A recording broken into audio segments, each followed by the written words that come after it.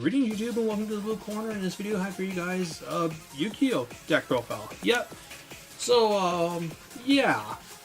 For anyone who's been wondering if I've been playing the game for a while, I actually went to regionals this past, at the beginning of the month actually. God, feels like it's been forever since I went there. But yeah, I was at the pretty early into August. I was really hoping we would have gotten a ban list drop by then, but we didn't. In fact, we still don't have a ban list drop. Meanwhile, Duel Links has had, what, 2 ban lists? 3 since the last Yu-Gi-Oh! List came in? And Vanguard had no changes to its list, but at least it announced it. But, like, Jesus Christ. This format is just going on and on and on, and it's just... It's both interesting, but also unpleasant as hell to play in. Things need to be done. But while we still have cancer like Fireball and Knightmare Goblin running around, I figure I might as well do a deck profile of what I've been playing for the last bit. I even took to regionals. I scrubbed up with it, mind you, but it was it was some fun, I want to say. I mean, there was like really only one game that I think I got legit salt yet, and that was because my opponent just was slow, and I just lost in time because it took him literally 30 seconds to a minute to shuffle his deck after activating a Dragonic.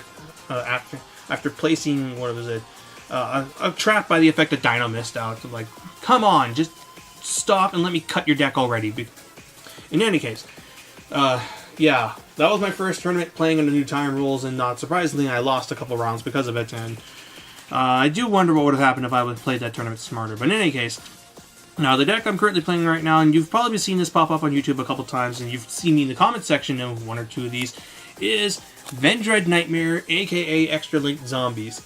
So this is a deck that I was surprised to see become a thing, but it's been pretty neat to see in action. I originally saw this list via Busted McBusted's channel. I'll link to him down below, and I also saw a deck profile and combo explanation by the Duel Factory. This is more akin to that one because it plays Zombie Master, and I like that over the Vampires right now.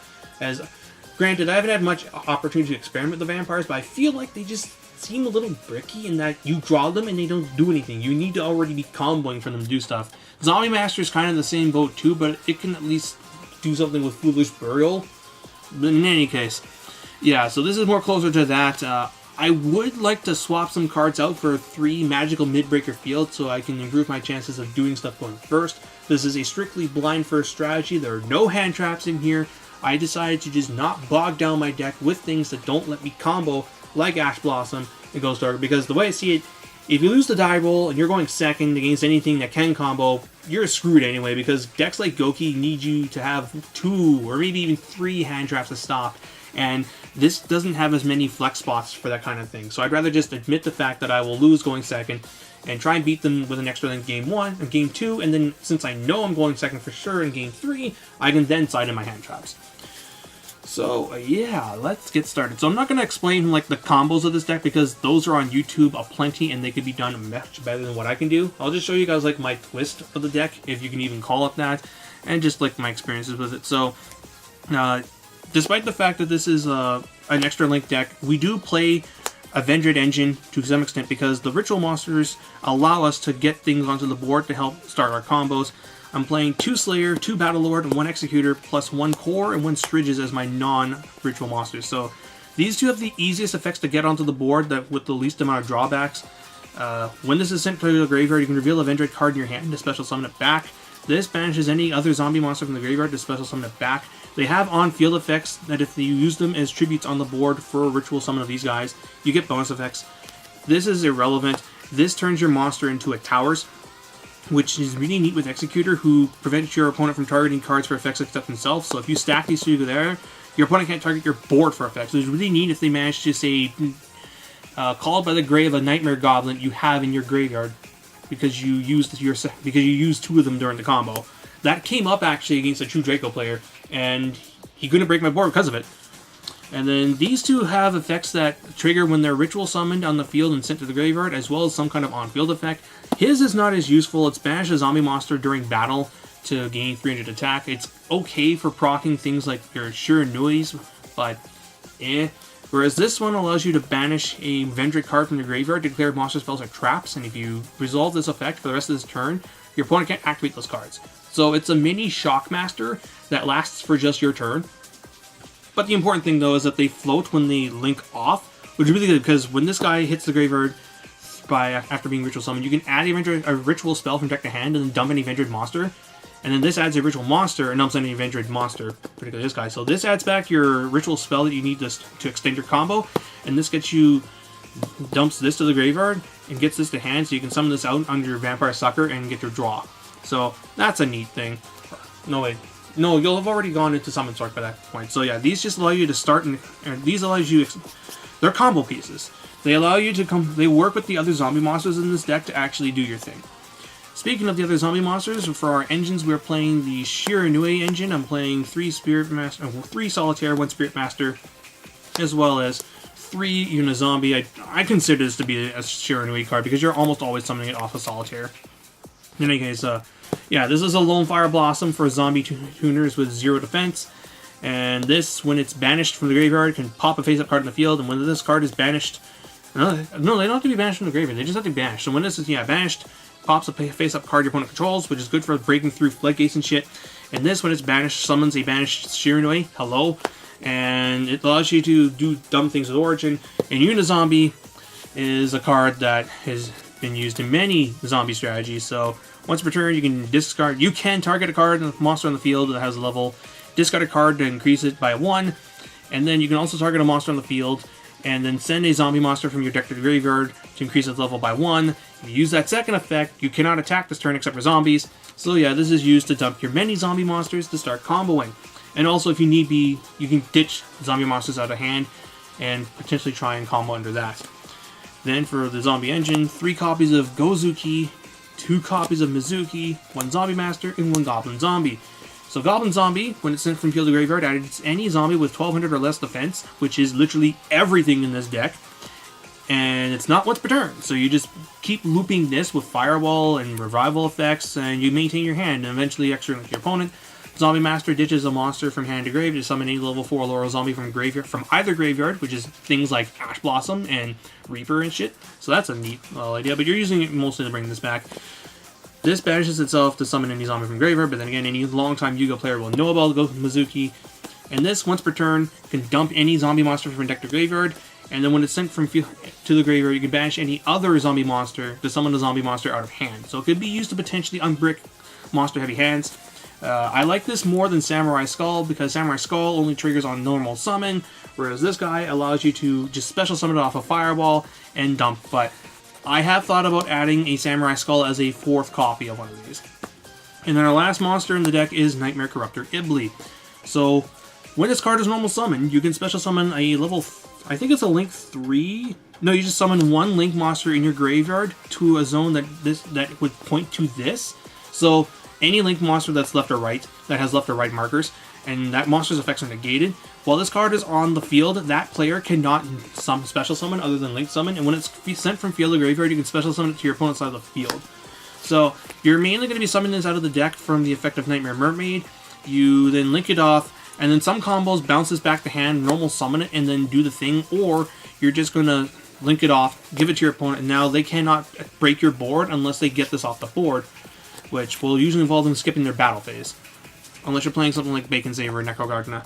That's it for the monsters. So for the spells, 3 Called by the Grave. Hand traps hurt this deck tremendously, so we're putting those in. 3 pre-prep of rights. This searches out Avendread Origin, which can, and since Avendread Origin can protect Vendread Slayer from destruction, it can also be used to add Vendread Slayer from deck or graveyard back to hand. So nice little combo there. This is a Necros, Cycle, and Mirror rolled into 1, so it ritual summons any Vendread monster from your hand or graveyard by tributing monsters from hand or field and banishing zombies from the graveyard to summon that dude back. It's not hard once per turn. If your Vendread Slayer would be destroyed, you can banish it, protect it. It's great. Then 3 copies of Vendread Evolution.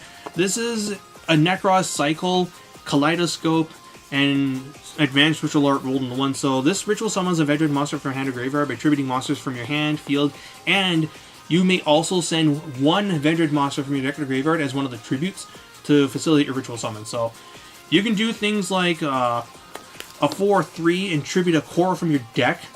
Core doesn't get its effect, obviously. It doesn't give you the bonus effect, but you can do that for this. Or what you're most likely going to be doing, you're just going to dump a Battle Lord or a Slayer as tribute to summon a Battle Lord or Slayer out of your graveyard.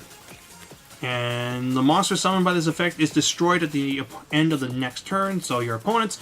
But most often, you're just going to link off the monster you summon off of this regardless. It's a hard once per turn though, so there is merit to only running 2 of these things, but opening this plus a Unizombie-like card or Gozuki lets you just combo. And then for the non-themed cards, but these are extenders and power cards in general, 1 Burrow from Different Dimension because Mizuki, Foolish Burial to dump, Monster Reborn, Soul Charge, and World Legacy Succession to bring back your monsters. This is obvious, this is stupid, and this is a Monster Reborn, but only to zones that your Link Monster points to. And it can only work on your graveyard, but yeah, it's just another Monster Reborn. Then for the extra deck, we are playing 1 Omega because Unizombie is a tuner monster, and it is possible for you to just Omega your opponent. And then for the Link monsters, 1 copy of Link Karibo, 1 Knightmare Mermaid. When it's Link summoned, you can disc a card to special summon Ibli out of your deck. And if it's co-linked after you resolve this effect, you draw a card. Your opponent's monsters lose monsters on the field lose 1,000 attack defense unless they are co-linked.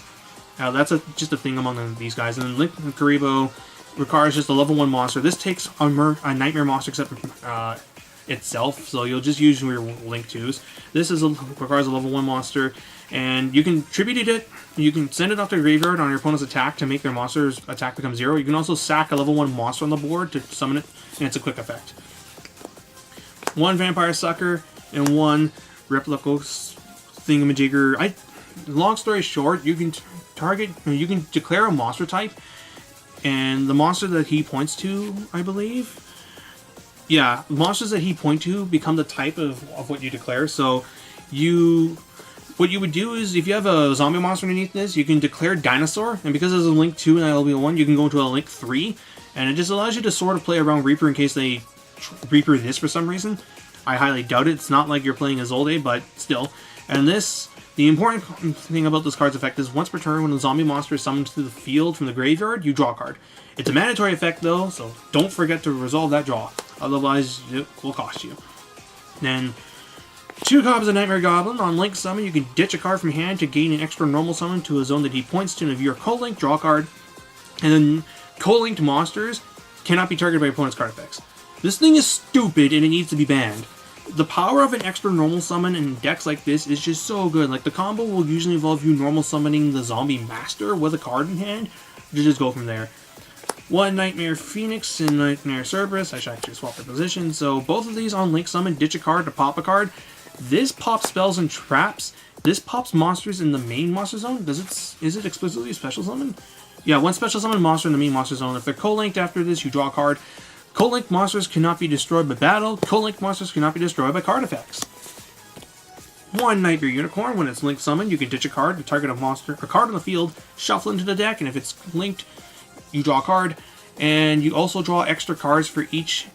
During your draw phase, your draw becomes a draw for every co-linked Nightmare monster, I believe. Yeah, it's kind of good. And then we have this piece of shit. So this requires 2 monsters of the same type, except tokens.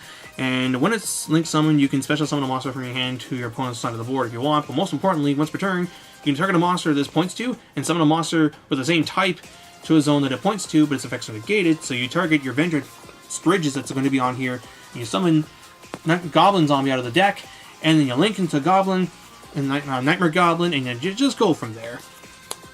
Trigate Wizard. It gains effects based on the number of monsters that it's co-linked to. If you're co-linked to 3 monsters, you get the ability to quick effect banish a card to negate and banish the activation of your opponent's card effect.